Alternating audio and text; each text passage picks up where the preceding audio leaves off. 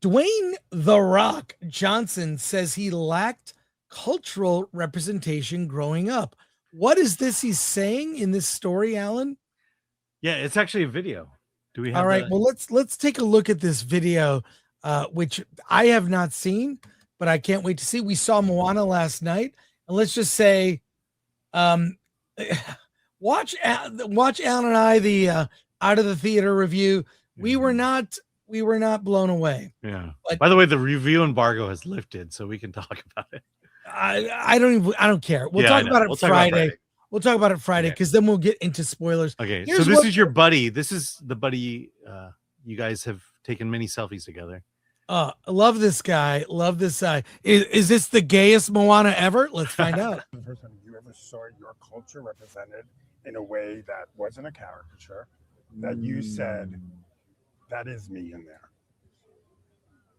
No, I don't.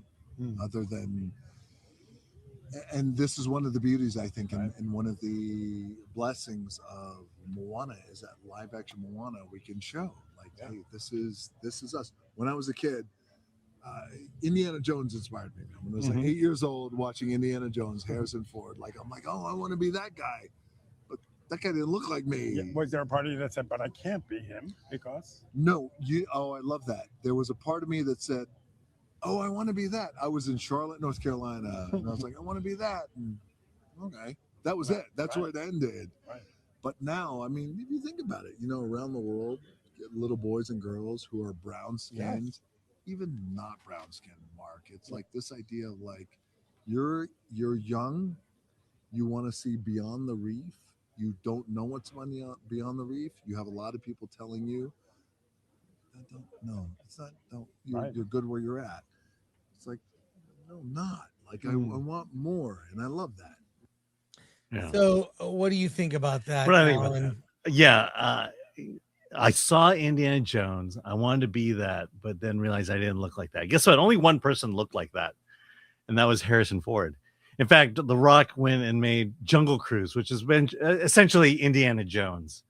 So this idea that you have to see yourself and that you can't become, no. I mean, Dwayne Johnson is 100% proof that you don't have to look like Harrison Ford to make an Indiana Jones type movie. Well, I'm just getting tired of this. I need to see myself. It's a bad idea that's been seeded. I don't know why he didn't see himself in Short Round. Yeah, I know. But it's like, look, I grew up and I watched Godzilla movies. I watched Johnny Sacco and his giant robot. I watched Ultraman. I did not see myself in any of those movies, and I didn't care. This is a bad idea that's been seeded in media where you have to ask this question. Is it really that important? And No. I just watched a lot of movies from all over the world. I don't know. I was lucky. I guess I watched TV. I watched Soul Train, a TV show, and I did see myself because they would always have the token white guy that would dance on Soul Train. And I saw that I could maybe people have leaned into this identity. I can only identify with people that look like me. That is the laziest attitude about media. I've seen plenty of movies where I don't look like anybody and I don't care. Tell me a great story. Yeah. This is the thing that bothers me. It's the idea that you can see something on the screen, say, I want to be that. And for some reason, tell yourself you can't because you don't look like that. Yeah. I mean, if you see Indiana Jones and you want to be Indiana Jones, who the hell is telling you can't be? Look, the only reason you can't be Indiana Jones is maybe because you're not physically fit. Maybe you're not taking care of yourself. Maybe you're not, maybe you don't want to get into archaeology. I mean, my dad, I don't think he saw rocket engineers and said to himself, well, because I don't look like these white guys, I can't do it. I just, when he passed away, I went through a lot of his old work photos, and there he is, the only Asian on the team that built the engine, two of the engines in that rocket that sits behind you right now. My dad was a part of a team of 15 people who designed those. And at no point did he ever say, "Oh, because I didn't look like those other guys, I can't do it." No, he went to school, he studied, he learned, aeronautic engineering, and he sent a man to the moon, for crying out loud. So, look, it's your fault if you don't feel like you can't be something because you don't look like them. Well, I would say also it's also mainstream taste in media. I always sought out things that were kind of, look at the bottom shelf at your video store or bookstore or wherever, or look for things that are beyond the big thing that's being pushed.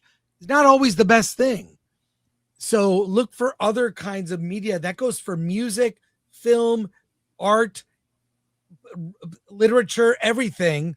Like, yeah, I've read classics, but also, God, well, this is maybe too cliche in college. Read a lot of Bukowski.